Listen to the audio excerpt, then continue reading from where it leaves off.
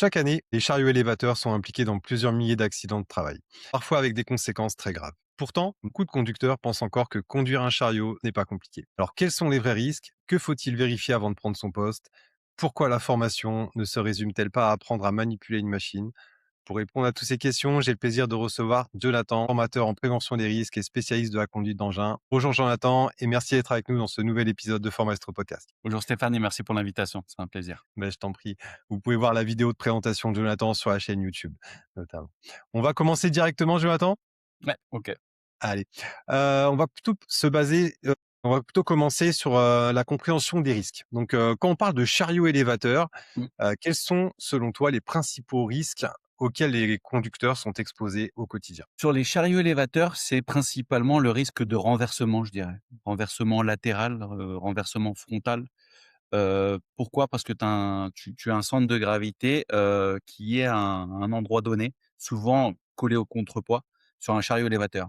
Lorsque tu mets une palette à l'avant sur les fourches, bah, ce centre de gravité se déplace vers l'avant et alors lorsque tu vas conduire un peu brusquement ou prendre un virage trop vite, là, ce centre de gravité, il sort et quand il sort de sa surface d'appui, c'est là où le chariot bascule et dans les données de la CNAM, de l'INRS, souvent l'accident numéro un dû au chariot, c'est le basculement latéral. D'accord. On sait que les accidents, existent, mais est-ce que tu as des chiffres, des exemples, parlants qui permettent de prendre conscience que, ben, il faut être formé et bien savoir conduire un engin pour éviter des accidents? Est-ce que tu as des chiffres parlants? Oui, alors les chiffres qu'on utilise, c'est les chiffres que nous donne la CNAM ou les chiffres qu'on va piocher nous. Tu as en moyenne 550 000, accidents du travail. Dans ces 550 000 accidents, tu as 764 morts au travail. Si je fais un zoom sur les chariots élévateurs, tu as environ 8 000 accidents dus aux chariots élévateurs. C'est énorme. C'est 8 000 juste aux chariots élévateurs, hein, et sur ces 8 000, il y a 10 morts. Mmh. 10 morts, souvent, parce que le chariot a basculé, et ils se sont fait écraser par le chariot ou alors la marchandise les a écrasés dans la chute du chariot. C'est énorme, c'est énorme. Nous en formation, si tu veux Stéphane, on utilise beaucoup les retours des stagiaires, de ce qu'ils ont vu en accident et souvent ce qu'ils me disent les stagiaires, c'est quand ils soulèvent une palette qui est trop lourde, ils voient le chariot basculer vers l'avant. Mmh. Bah, voilà, elle est là, l'erreur de mauvaise habitude, je dirais, d'un conducteur expérimenté. C'est que tu es dans ton habitude du quotidien, tu es, sous la productivité, enfin, sous le stress de la productivité, tu percutes moins, tu ne sais plus où est la notion du risque et donc tu prends le risque et quand le chariot bascule, ou il commence à basculer, c'est là que tu dis: «Oups!» mais des fois, ce «oups» il est déjà trop tard. C'est Mmh. souvent ce que me disent les stagiaires dans les grosses frayeurs qu'ils ont eues, Il y a des conséquences effectivement à avoir un accident, donc autant pour le salarié que pour l'entreprise. mmh mh, Donc pour le salarié, ben, ça peut être un accident, corporel, donc forcément, pour la personne. Mmh, c'est impactant. ouais, Mais il y en a aussi pour l'entreprise. Alors bien sûr. quelles sont les conséquences de ces, d'un accident qui peut se passer avec un chariot notamment? Bah, dans les accidents, tu as les coûts directs et indirects et dans les par exemple, si on parle de ce qui est, le plus important, c'est la santé. C'est la santé, c'est l'opérateur qui s'est blessé, c'est des fois les opérateurs qui se sont blessés parce que lorsque tu es dans ton allée et que tu mets une palette, bah, si tu as poussé trop loin, peut-être que la palette, elle tombe dans l'allée derrière et du coup, ça a impacté un collègue à toi qui n'avait rien à faire là. Donc enfin qui travaillait tout seul dans son allée. Et que tu n'avais pas vu. Donc en fait, il y a tous les frais médicaux, tu as, les frais d'hospitalisation, tu as l'impact pour la société du salarié ou des salariés qui ne travaillent plus, qu'il faut remplacer. Donc tu as l'image de marque aussi des clients parce que les commandes, si ces salariés étaient préparateurs de commandes, forcément le temps de trouver d'autres opérateurs, bah, les commandes prennent du retard et donc ça impacte directement l'image de marque de la société. Et du coup, bah, in fine, peut-être qu'un client va aller voir un autre fournisseur plutôt que celui-ci parce que, il ne respecte plus, les délais attendus. Donc voilà, il y a pas mal de frais directs et indirects et un simple accident peut avoir des répercussions énormes pour la société. Quoi. Mmh. Alors, on parle effectivement de conséquences, mais quelles sont les causes justement de ces accidents? Est-ce que tu peux m'en citer quelques-unes? Parce que tu vas pas toutes me les citer, mais il y en a Trop. énormément. Peut-être que la Oui. personne s'est mal réveillée, elle a eu trop chaud, dis-moi? Surtout en cette époque. Effectivement. Souvent, il y a des mots-clés, Stéphane. que la CNAM nous transmet d'ailleurs dans les supports, ça se répète, négligence, imprudence, manque de contrôle, fatigue, nervosité. Bah, c'est ça, c'est dû à ça, comme je te le disais, on doit venir au travail en bonne santé, bien concentré.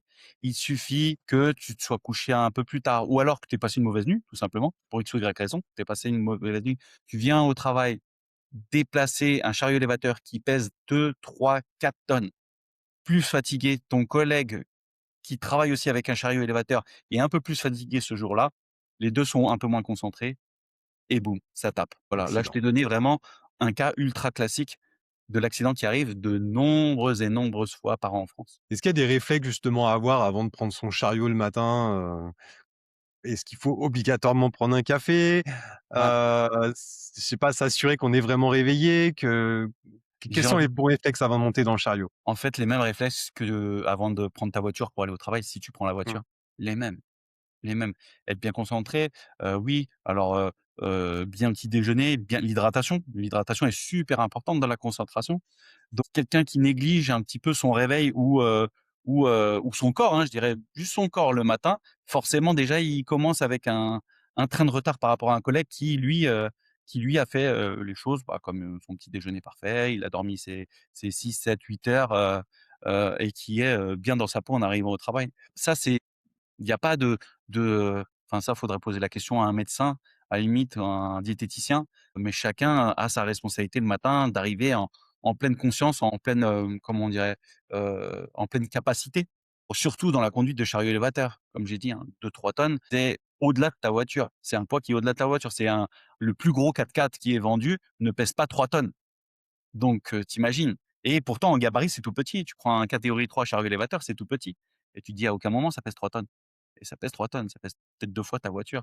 Donc forcément, il faut être bien concentré, en arrivant au boulot. Mais malheureusement, c'est pas tout le temps le cas et donc après, les réflexes, c'est avant de monter dans le chariot, tu sais, cette prise de poste qu'il faut faire absolument, qui sont les vérifications avant de monter dans le chariot, pour voir si déjà le chariot, bah, fonctionne bien. Parce que tu peux arriver ultra concentré, en super forme au travail, Stéphane, Mmh. et il va avoir une défaillance du matériel, ça arrive aussi. Donc peut-être que cette défaillance-là, tu pourrais l'avoir en faisant, un tour visuel du véhicule et en faisant ta prise de poste Alors qu'est-ce que tu checkes au début? Qu'est-ce que tu dois checker, sur ton engin avant de le prendre, en vrai? avant de le prendre, tu vas rigoler, mais c'est pas l'engin, c'est les documents de l'engin. OK. Déjà, si les documents de l'engin, ils sont pas là, bah, je monte pas. Pourquoi? Quels sont les documents les plus importants? Notamment celle qu'on appelle la VGP, la vérification générale périodique, qui est l'équivalent du contrôle technique, du chariot élévateur. Si la VGP n'est pas alors qui est valable, 6 mois, 12 mois en fonction des engins, hein, mais si déjà la date de validité est passée, il y a pas de VGP, on prend pas le risque, on monte pas dans son chariot, c'est la loi. La VGP doit être, dans sa validité, dans sa date de validité. La VGP, s'il y a des anomalies majeures, le chariot doit être consigné en attente des réparations. Donc déjà, si la VGP, tu ne l'as pas ou elle est invalidée, tu montes pas dans le chariot. Tu dois avoir aussi la notice du constructeur qui doit avoir sa partie en français.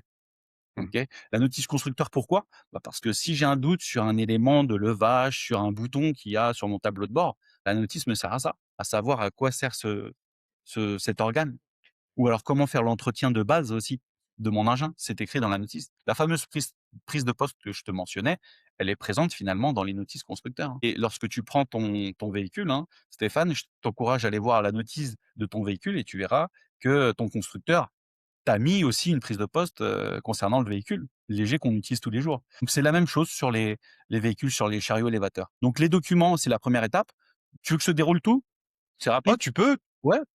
2e Allez. étape, c'est, savoir si ton chariot peut faire la mission, c'est-à-dire de voir sa capacité de levage. Si j'ai une palette de 2 tonnes à soulever et que mon chariot peut lever 1,5 tonne, bah, c'est fini. Mon chariot n'a pas les capacités de lever cette palette-là. Il me faut, un autre engin adapté. Et Tu retrouves le poids sur la palette? Tu peux savoir quel poids tu soulèves en fonction de la palette que tu as? Il y a écrit le alors, poids dessus? dans le monde parfait, oui. Dans Ouais. chez certains clients, oui. Sinon, des fois, non. Tu dois prendre, par exemple, si c'est, les mêmes colis qui sont sur une palette, tu as pas le poids, mais tu évalues, tu estimes ou si tu as une balance, bah, tu pèses un colis, tu multiplies par le nombre de colis. Des fois, il y a pas le poids, mais ils ont une balance industrielle au sol où ils posent la palette et ça leur donne, le poids ou alors j'ai vu aussi, tu sais, les transpalettes mécaniques qui ont un peson. En fait, quand tu lèves la palette, ça te donne le peson sur le tableau de bord du transpalette mécanique. Donc ça, c'est des outils formidables que les employeurs mettent à la disposition, de leurs salariés pour être sûrs du poids qu'ils peuvent soulever. Mais encore une fois, c'est pas le cas partout. C'est pas le cas Mmh. partout. Des fois, l'estimation est compliquée, très compliquée. Donc, Et voilà, il y a j'imagine cette que analyse de capacité du chariot, de la charge. Est-ce qu'elle est transportable? Est-ce qu'il y a des pictogrammes de produits chimiques ou de dangers? Parce que tu vas adapter ta conduite aussi. Il y a aussi le lieu de destination de la palette. Est-ce qu'il est apte à recevoir la palette? Est-ce qu'il a les capacités? On parle de rack, de paletier. Est-ce que le paletier a les capacités de recevoir la palette d'une tonne que je vais poser dedans? Est-ce que je outrepasse pas les capacités du rack? Parce que si le rack, il s'effondre à ce niveau-là, bah, c'est un manquement délibéré. C'est une analyse qu'on m'a appris à faire en formation et que je n'ai pas appliquée. Donc là, la responsabilité, elle est mienne. Et ensuite, tu as l'analyse de l'environnement aussi, de ta zone de travail. Quels sont les obstacles que tu vas avoir au sol? Quels sont les dangers? Est-ce qu'il y a des trous? Est-ce qu'il y a des traces de fluide? Tu peux avoir les obstacles en aérien, vu que tu as des fourches et que tu vas gagner en hauteur, tu peux percuter. Ça arrive souvent, hein, qu'on percute des gaines, qu'on percute des racks, passages de portes d'entrepôt d'un entrepôt à l'autre.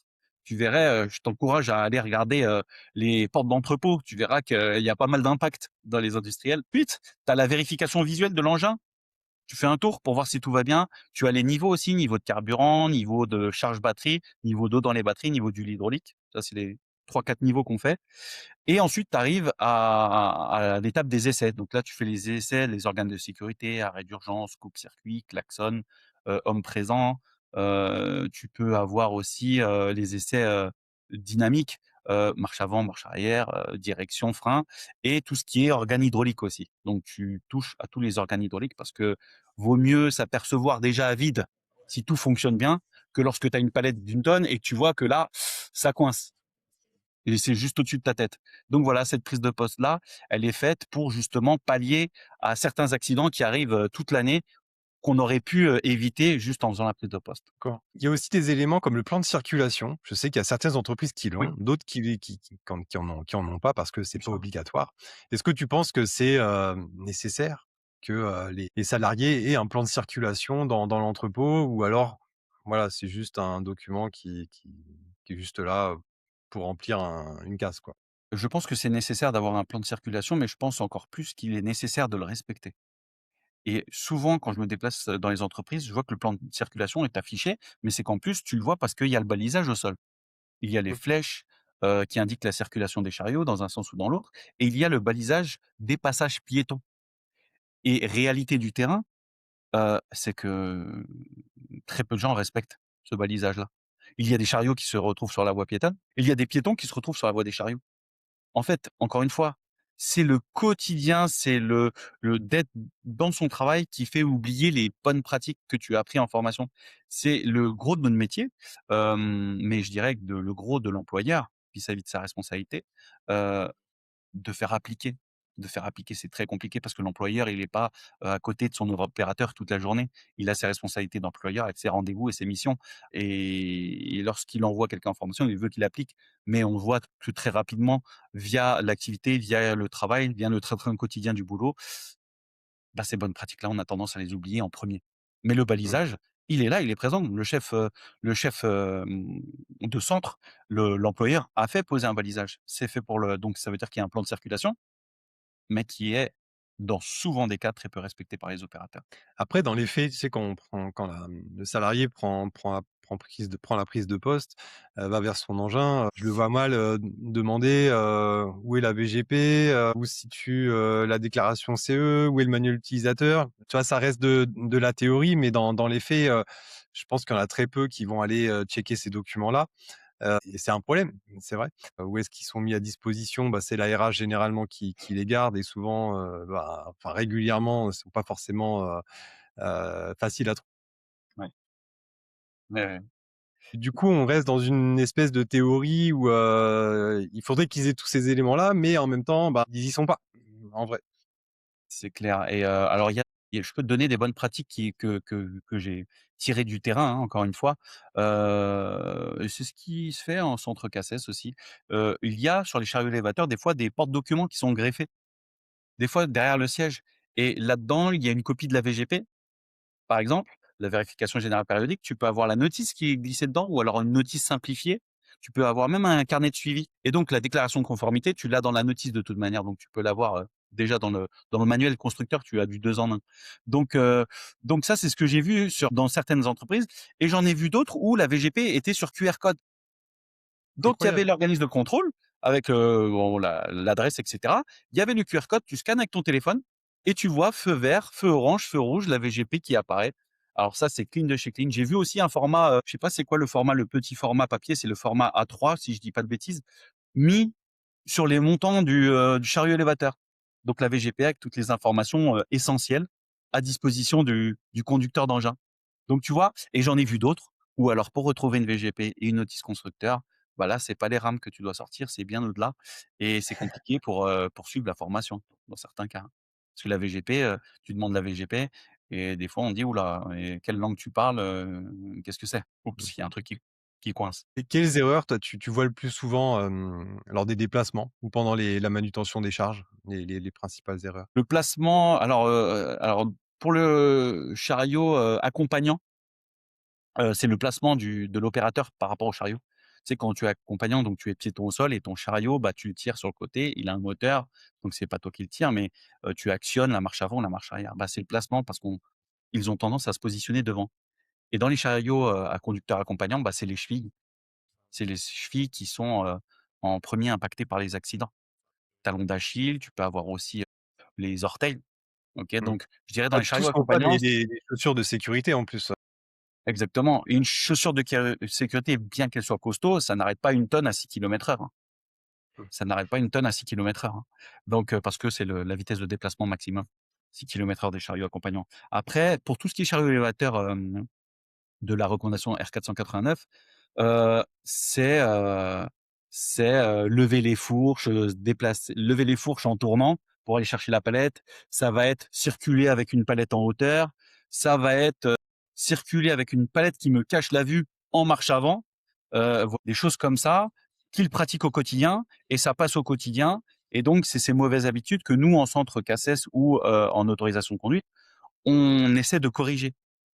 Comme je le disais tout à l'heure, hein, un débutant, bah, en 3 heures et demie, on va lui apprendre les bonnes pratiques en pratique. Les bonnes pratiques, les bonnes habitudes, les basiques. Après, à lui de gagner en expérience, mais c'est pas en 3 heures et demie que tu as gagné en expérience, tu peux avoir une différence entre la première et la troisième heure, mais c'est pas là où tu gagnes en expérience. C'est toi et la machine plus tard quand tu as l'autorisation de conduite. Donc c'est vraiment les petites mauvaises habitudes et je dirais qu'un conducteur expérimenté est beaucoup plus difficile à former qu'un novice. Parce que le novice, tu vas lui donner un conseil, il va essayer d'appliquer à la lettre. Un conducteur expérimenté, il a une manière de faire depuis des années et pour corriger ça, c'est très, très, très difficile. Donc ils font plein d'efforts, hein, et moi je leur dis: «Excusez-moi, hein, d'avance parce que je vais répéter et je suis désolé, mais je suis là pour vous former et à la conduite en sécurité, donc pardon d'avance si je répète, mais c'est pour vous, c'est pas contre vous. Je suis, c'est de la collaboration entre vous conducteur et moi formateur. Donc voilà, on se fait un petit jeu, ça détend l'atmosphère et puis ça permet, aux stagiaires de faire preuve de patience et aussi à moi aussi d'en faire preuve. Si je dois répéter 1000 fois, je répète 1000 fois. C'est mon rôle. Est-ce que tu peux me répéter alors et on a tourné un autre épisode avec, Virginie, sur Formaestro Podcast on discute vraiment autorisation de conduite. Est-ce que tu peux me rappeler rapidement, une définition, l'autorisation de conduite et puis les 2 formations, que les salariés doivent passer pour être autorisés, donc à obtenir l'autorisation de conduite de la part de l'employeur, s'il te plaît? OK. Alors l'autorisation de conduite, c'est une autorisation, écrite, c'est pas une autorisation verbale. Donc c'est allez, si je dois te résumer ça, c'est comme un permis que te donnerait ton employeur pour conduire l'engin au travail. Donc si tu as ce permis en poche, c'est que tu es passé par plusieurs étapes et donc dans les étapes, c'est la formation théorique et pratique avec l'évaluation théorique et pratique. Ensuite, bah, c'est, les autres étapes, c'est lié à l'employeur qui doit vérifier l'absence de contre-indication, avec la suite à la visite médicale, du futur conducteur. Il y a un âge minimum pour conduire un engin en France, c'est 18 ans sauf dérogation, mais c'est 18 ans. Et puis ensuite, c'est connaître les lieux où on va conduire, respecter le règlement intérieur et surtout les consignes de sécurité qui sont appliquées dans le lieu où je vais conduire. Voici l'autorisation de conduite. Donc l'autorisation de conduite, c'est l'employeur qui la décerne. Nous, en tant que formateur, c'est un avis positif ou avis négatif en fonction des résultats à l'examen théorique et pratique, du stagiaire. Donc Mmh. l'autorisation de conduite est valable que pour l'employeur. Elle n'est pas valable, chez mon futur employeur si je change d'employeur. Ce qui est la différence avec le CACES qui appartient aux stagiaires pendant une durée de 5 à 10 ans en fonction des recommandations et qui accompagne le stagiaire pendant ces 5 à 10 ans, peu importe son employeur finalement. Mais le CACES ne remplace pas l'autorisation de conduite. C'est-à-dire que si moi je viens dans une société avec mon CACES que j'ai passé il y a 1 an, bah, mon nouvel employeur me fait quand même le papier autorisation de conduite en veillant à toutes les étapes que j'ai citées avant, si elles sont respectées ou non. Je sais pas si Donc du j'étais coup, en assez clair. termes de formation, donc on a 2 possibilités. Donc, soit la formation, de conduite en sécurité, donc formation autorisation de conduite ou, Exact la formation avec et le test CACES. exactement. Tous les C'est 2 2 sont des possibles. formations et des évaluations. En entreprise, pour la conduite de chariot, tout le monde est concerné, même celui qui va conduire, 30 secondes, 1 minute parce que, il remplace, Jean-Michel, qui a eu du retard. Est-ce que ça, c'est possible? Alors oui et c'est vrai, tu as entièrement, raison de citer ce cas-là parce qu'il y a certains stagiaires que j'aime, ils me disent: «Bah, moi, Jonathan, la dernière fois que j'ai conduit, c'était il y a 5 ans quand j'ai fait, la première formation, donc là, c'est un recyclage et cetera. Je conduis très peu parce que, bah, il y a pas trop d'arrêts chez nous et l'équipe est bien staffée et puis il y a toujours quelqu'un pour conduire» et il y en a d'autres qui me disent: «Bah, j'ai conduit un quart d'heure, en 3 mois». Bah, voilà, mais que dit la législation? Elle dit que même un conducteur occasionnel doit être formé. Donc voilà, ça coupe, l'herbe sous le pied à tout débat. Quelqu'un qui pose la main sur un chariot élévateur, même occasionnellement, hein, et là, il y a pas de durée de timing, hein, mais Mmh, occasionnel, bah, ouais, ça peut être très courte durée, bah, il doit être formé. Donc il y a pas de débat, faut être formé même si, potentiellement, tu vas peut-être pas le conduire, mais s'il y a un risque que tu le conduises, alors tu dois être formé. d'accord, d'accord, d'accord. Est-ce qu'il y a combien de temps ça dure, généralement, une formation en autorisation de conduite, sur site client? On s'adapte, hein, ça peut durer, 1 journée, ça peut être, un format 2 jours en fonction de la demande du client. S'il y a un gros groupe, on peut le faire sur 2 jours. S'il y a un petit groupe restreint et que c'est que des expérimentés, on peut le faire en 1 journée. Si Ça dépend de la catégorie aussi, quoi. ça dépend de la catégorie aussi, bien sûr. Plus l'engin est compliqué, plus il a des commandes, et des, organes de levage, plus, bah, on va passer sur un format, plutôt 2 jours. Mais un engin compliqué, si on a un groupe de stagiaires, 1, 2, 3, ça peut être jouable aussi. Après il faut voir où est la frontière entre, ce qui est raisonnable et ce qui ne l'est pas. Donc un trop gros groupe en une journée pour une machine compliquée, pour moi, on n'aboutit pas, on n'aboutit pas à à l'objectif de la formation en sécurité, Ouais, faut qu'il y tu ait un vois? temps minimum de pratique, Bien sûr, sur par l'engin stagiaire, bien sûr. par stagiaire. Oui, oui, C'est à oui. peu près 1 heure et quart, 1 heure et demie, quelque chose comme ça, ou plus ou Ouais, moins? en fait, sur le format classique, hein, c'est une journée, la théorie le matin et l'après-midi, la pratique. Comme j'ai dit tout à l'heure, c'est 3h30 la pratique. Donc tu imagines 3h30 divisé par autant de stagiaires que tu as. Mmh. 3h30, tu inclus le débrief, tu inclus tout ce qui est administratif, signature, tu inclus les, enquêtes de Les sat évaluations? donc tu as déjà une demi-heure facile d'administratif de manger. Donc tu as 3 heures pour faire passer X stagiaires pendant ces 3 heures. À les former, mais aussi à les évaluer. Donc finalement, c'est sport, hein. Plus il y a de monde et plus c'est sport.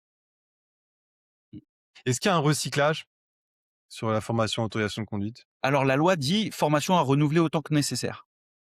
C'est à la main de l'employeur de décider si, bah, moi en tant qu'employeur, je vais être rigoureux, je vais être 2 ans, je vais être 3 ans. Ou alors moi, je vais copier l'exemple de la CNAM avec le CACES, je vais faire 5 ans. Ou alors moi, il y a pas forcément d'annuité, je vais faire un recyclage tous les 10 ans, 15 ans, c'est vraiment à la main de l'employeur. Il y a Mmh. pas d'annuité. Ouais, généralement, les entreprises se calent sur la durée du recyclage du CACES, en Exact. R489 qui est de 5 ans. Mmh. Moi, j'essaye de leur donner, de leur transmettre que c'est bien de le faire tous les 2 3 ans, de qu'il y ait un recyclage plus régulier, en Bien fait, et sûr, parce que dans leur quand bien, tu vois en dans leur centre bien. CACES, excuse-moi, hein, de te couper, mais en centre CACES, ceux qui ont passé le CACES il y a 5 ans, ils arrivent avec pléthore de mauvaises habitudes et donc en fait, 5 ans pour moi, c'est même trop long. C'est même trop, trop long et en autorisation de conduite, pareil. En fait, les bonnes habitudes, ça part très vite. Je serais un poil extrémiste, je te dirais qu'il faudrait, 1 fois par an, Une 1 fois fois par par an. an. Ouais, ça m'étonne pas, ça me choque pas ce que tu me dis, ça me En choque pas. format peut-être demi-journée, mais 1 fois par an. Ouais, ouais.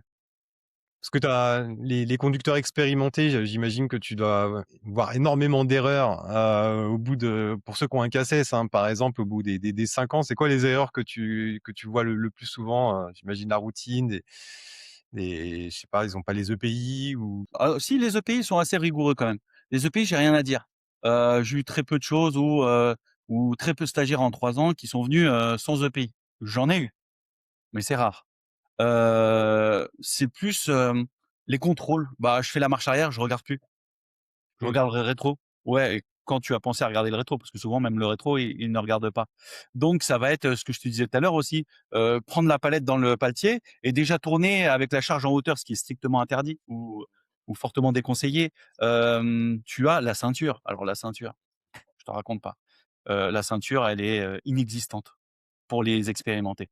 C'est vrai, hein, même en OK. centre cassé son autorisation de conduite, bah: «Oh mince, j'ai pas mis la ceinture» et en nacelle, le nombre de fois où on s'accroche pas au point d'ancrage dans le panier, c'est impressionnant aussi, hein. Voilà, c'est ce qui est basique finalement, c'est les basiques qui sautent en premier, j'ai l'impression. C'est les basiques qui sautent en premier. C'est tout ce qui est chiant, en fait, quoi. Tout ce qui les embête, Exactement, tout ce au qui les empêche de quotidien. bouger. La ceinture, oh, je dois l'enlever, je dois monter, bon, bah, je l'accroche derrière et c'est bon. Ouais, non, non, c'est pas bon parce que la ceinture, elle sert à te sauver, potentiellement ta vie. Heu et quand on voit en théorie les accidents qui sont arrivés et l'effet souricière où des fois l'opérateur s'est retrouvé coincé, sous le chariot parce qu'il avait pas mis la ceinture, ah tout de suite ça a mis un froid dans le dos. Il dit: «Ah ouais, c'est vrai que». De quoi tu parles je vais revenir sur la partie formation, autorisation de conduite, Mmh. en 1re demi-journée, sur la théorie? Heu, Alors on parle, tout doucement de l'objectif de la journée, pourquoi on est là, pourquoi on est ensemble. Ça permet au groupe de s'ouvrir un petit peu et on va parler des accidents du travail. On va partir des accidents du travail. On va faire, un parallèle avec les maladies professionnelles, OK? On va parler, donc du coup des morts au travail et ensuite on va parler, un déroulé naturel, hein, qui va aller, sur l'exemple d'un accident qui peut arriver. Donc moi je dessine au tableau un accident. Je dis: Voilà, là je l'ai tué. Là, homicide involontaire avec manquement délibéré, j'ai désobéi. J'ai fait un homicide involontaire simple ou alors j'ai blessé mon collègue» et on parle des peines de prison et amendes qu'on peut aller voir. On parle ensuite des responsabilités de l'employeur, de mon chef de site, de mon chef d'équipe et de l'opérateur. Ensuite, on va, se diriger vers le code du travail. On va opposer le code du travail au règlement intérieur. On va dire: «Bah, tiens, c'est lequel des 2 le plus strict en matière de règles?» Donc on débat et là, je fais participer, les équipes, et ensuite, on va parler aussi, bah, du contenu, enfin de l'essentiel dans le code du travail, notamment, vis-à-vis de la consommation d'alcool, et notamment pas que, la ouais. vis-à-vis aussi de la conso oui. Et d'autres drogues, j'imagine, Bah, j'allais y venir. Il y a l'alcool, il y a les stupéfiants et on parle aussi de la prise de traitements médicamenteux mmh. qui peuvent impacter tout de suite ta conduite, hein. Pareil, la voiture, l'engin, c'est la même et ensuite, on parle des dangers. On vient, on d'une manière, micro, on zoome sur l'engin en fin de formation théorique en abordant les risques, mécaniques, les risques liés à la conduite et tout ce qui est, plaque de charge de l'engin à respecter, et pourquoi il faut la respecter et voilà, on clôture sur ces derniers éléments qui nous emmènent sur la prise de poste et fin de poste et après, la formation Après, théorique tu en vas partir application. déjeuner, ensuite tu reviens de déjeuner, c'est la partie pratique. Exact. Tu montes d'abord dans l'engin, tu leur montres un parcours. Comment tu organises, cette partie pratique? Alors le matin, je leur ai annoncé la couleur que j'allais les évaluer sur la conduite certes, mais aussi sur la prise de poste et la fin de poste. Donc moi, dès que j'arrive en formation pratique, je leur fais un déroulé prise de poste et fin de poste complet, en mode stagiaire. C'est-à-dire pas trop lent, mais pas trop rapide non plus, en étant concis et complet. Donc donc je leur fais la prise de poste. Je leur fais la fin de poste et je dis: «Bah, voilà, là, c'est moi qui vous l'ai fait». Je les fais participer, hein, et eux aussi, ils discutent. Le matin, en théorie, je l'ai écrit au tableau, donc ils ont des éléments de souvenirs dont ils se souviennent et donc ils me les répètent et ensuite, je les évalue en fin de journée. Je les prends un par un, je les mets devant moi et je leur pose des questions sur la prise de poste et fin de poste. Sur toutes les étapes D'accord. et ils arrivent à me le ressortir. Donc en une journée, on a vu la prise de poste et fin de poste 3 à 4 fois sur l'entièreté de la journée et ils arrivent à me le ressortir. Donc en pratique, on démarre toujours par, ce qui est conduite chariot à vide, sans palette, on fait un parcours. Comme ils ont appris qu'il fallait le faire en théorie, en mode 5 étoiles. Ensuite, on prend une palette à un endroit précis, on la dépose à un endroit, donc on va vérifier toutes les vérifications qu'il faut faire dans la prise et dans la dépose de la palette et ensuite on va aller empiler des charges les unes sur les autres. On va prendre une palette qu'on va mettre à plusieurs endroits d'un paletier, en faisant tous les contrôles pareil et s'il y a une remorque, s'il y a un camion, bah, on va faire le chargement, en fonction de l'engin bien évidemment, soit le chargement par l'arrière, soit le chargement latéral depuis le sol. En fait, ça dépend, il y a un jeu de jambes à avoir quand tu arrives, dans les locaux du client, heu, de voir les moyens qui sont à ta disposition pour faire, un maximum de circuits possibles et surtout de manœuvres possibles. Parce que si tu arrives dans un endroit et tu as un chariot et tu as une zone étriquée avec une charge, bah, c'est une palette vide parce que les autres, j'en ai besoin, bah, elle est où la plus-value finalement? Parce que, le fait de venir en autorisation de conduite, la grosse plus-value, c'est de travailler avec les charges qu'ils manipulent au quotidien. Je trouve que ça, c'est le gros avantage vis-à-vis du CACES où on travaille avec des charges, qui sont standardisées. Là, on travaille avec leurs charges à eux. Donc on manœuvre avec leurs Mmh. charges et c'est pas moi qui les invente. Je leur dis: «Bah, voilà, dites-moi ce que vous faites d'habitude» et on applique et voilà. Donc on commence par des manœuvres faciles et on va aux plus difficiles en fin de journée. J'imagine que tu dois aussi t'adapter en fonction des entreprises avec, notamment, ben, la conduite de produits dangereux. Comment tu t'adaptes par rapport à ça? Alors, bah, quand il y a des produits dangereux, je t'assure que le responsable, sécurité, il vient en amont et il te fait faire un tour, parce que oui, j'ai formé dans des zones ATEX, donc les zones atmosphère explosif. Donc là, dans les zones ATEX, tu as des chariots qui sont isolés, qui doivent être utilisés que en zone ATEX. Un chariot qui est utilisé hors de la zone ATEX ne doit jamais rentrer en zone ATEX parce que ça peut créer une étincelle et alors tout l'entrepôt, part en fumée, quoi. Donc les Zonatex, on me montre les cuves, les bassins de rétention, on me montre les charges que je peux utiliser. Donc tout est assez bien cadré quand tu dois former en Zonatex. Ça m'est arrivé de former, tu respectes à la lettre. De toute manière, quand les opérateurs travaillent en Zonatex, tu vois qu'il y a une prise de conscience. Les opérateurs ou les stagiaires que j'ai eus en Zonatex savaient où était la limite, ce qui était dangereux et ce qui ne l'est pas, ce qui était autorisé et ce qui ne l'était pas.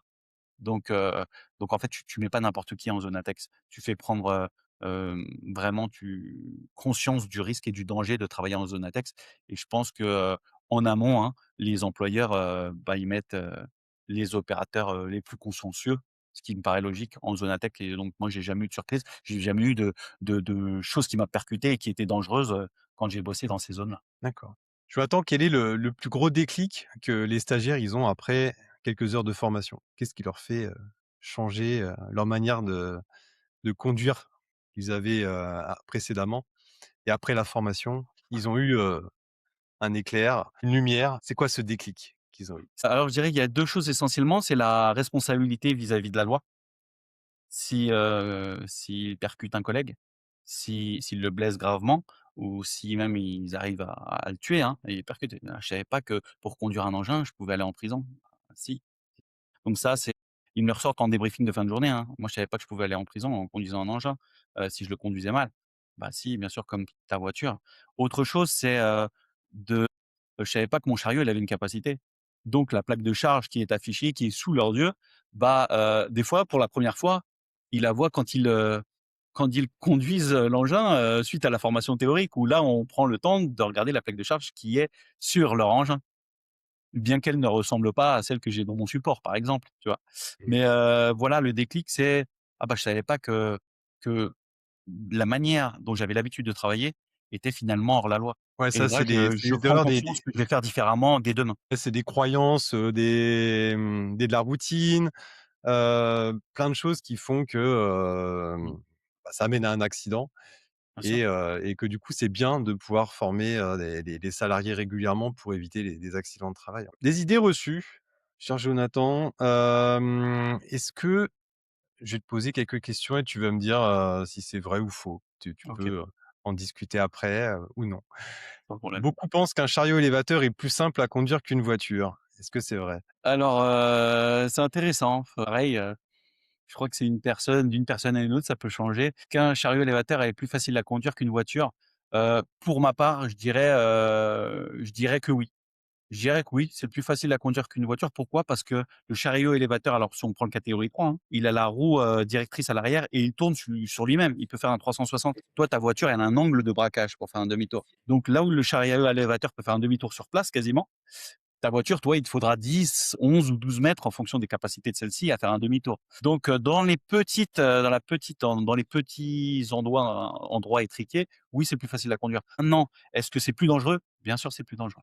Parce que, cette notion de contrepoids que tu ne respectes pas, qui sort de sa surface d'appui, parce que tu as pris une palette trop lourde en hauteur, ton chariot, il bascule. Parce que tu as conduit à vide, un chariot élévateur, ça peut aller jusqu'à 25 km/h, hein. 25 km/h, tu prends un virage tout de suite, le centre de gravité, il sort Ah de oui, la tu tombes surface d'appui direct. et pareil, tu le mets de côté et en plus, si tu as une palette, bah, ça va encore plus vite. Plus dangereux, plus facile à conduire pour moi, oui, plus dangereux aussi. Une autre question, peut-on être un excellent conducteur techniquement et malgré tout prendre des risques? Est-ce qu'on a le droit de prendre des risques? Alors, on n'a pas le droit de prendre des risques. Est-ce qu'on peut les prendre? Oui, parce que là, c'est la conduite de chacun. Est-ce que je peux désobéir? Oui, tu peux désobéir. Est-ce que tu dois désobéir? Non. Donc un conducteur, expérimenté, un conducteur très bon techniquement peut aussi faire, des erreurs.